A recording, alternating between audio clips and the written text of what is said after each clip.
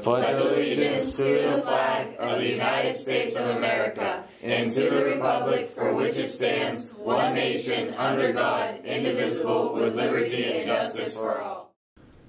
Good morning, Central Valley. It's Jackson Logan here with your morning announcements for Thursday, January 10th, 2019. Attention seniors.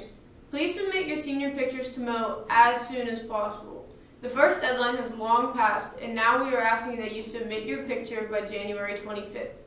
Biographies will be due at a later date. You will receive a Google form sometime in May for that information. Come support CVHS National Honor Society on Tuesday, January 15th at Chick-fil-A from 11 a.m. to 7 p.m.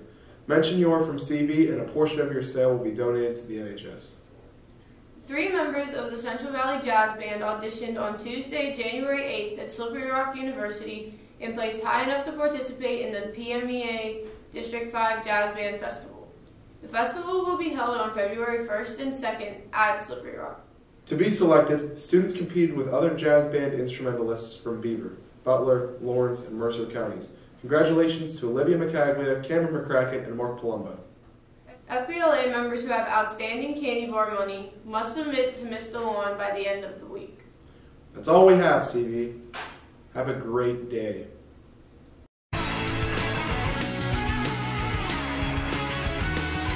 Hey CV, it's Brent and Isaac here with your sports. Last night, the Pennsylvania Interscholastic Hockey League announced the names of the players who were named to the All-Star game in the D2 division. Following Central Valley High School students were selected to represent Central Valley in the All-Star game at RMU Island Sports Center on Sunday, January 27, 2019 at 12.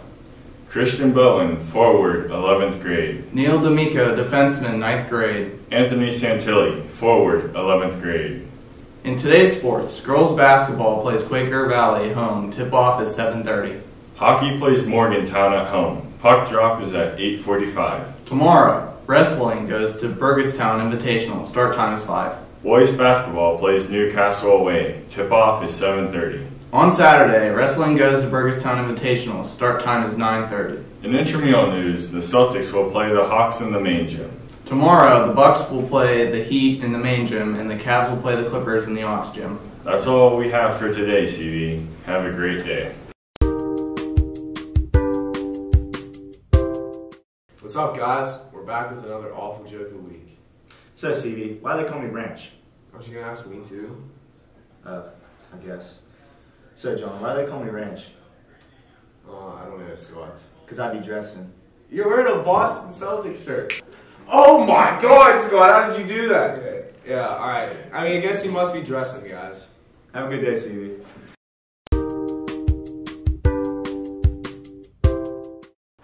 Hey CV, it's Rita Nico here with a special segment on the government shutdown. The shutdown began at midnight on December 22nd after Trump and the Democrats failed to come to an agreement on whether to allocate funds for the wall on the U.S. southern border.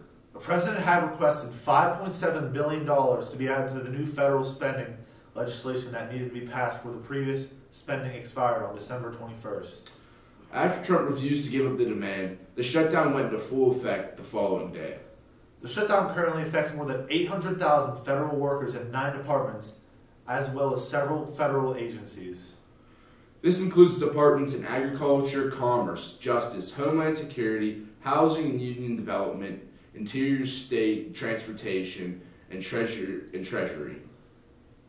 Federal workers deemed essential are required to work without pay. Others, however, are placed on temporary leave. Here's a video of Donald explaining the issue. My fellow Americans, tonight I am speaking to you because there is a growing humanitarian and security crisis at our southern border.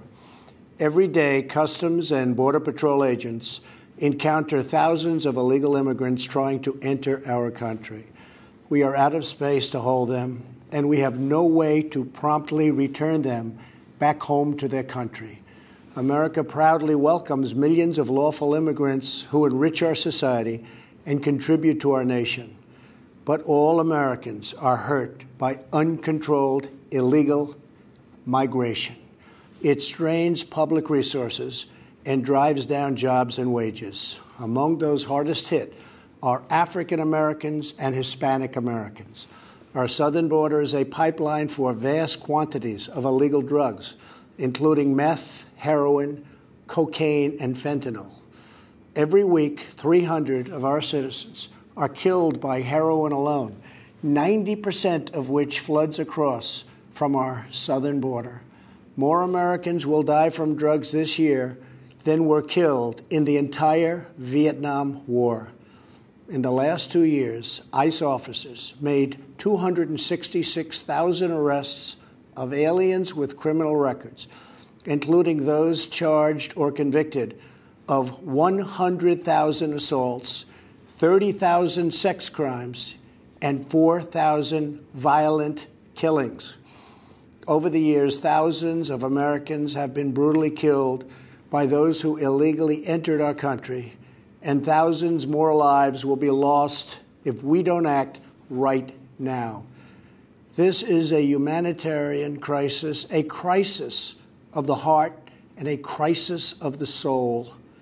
Last month, 20,000 migrant children were illegally brought into the United States, a dramatic increase. These children are used as human pawns by vicious coyotes and ruthless gangs.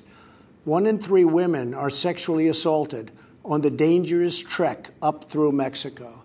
Women and children are the biggest victims, by far, of our broken system. This is the tragic reality of illegal immigration on our southern border. This is the cycle of human suffering that I am determined to end.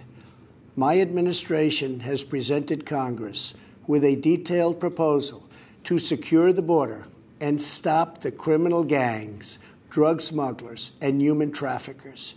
It's a tremendous problem. Our proposal was developed by law enforcement professionals and border agents at the Department of Homeland Security. These are the resources they have requested to properly perform their mission and keep America safe. In fact, safer than ever before. Hopefully a compromise is reached soon as federal workers begin receiving their pay. Have a great day, CB.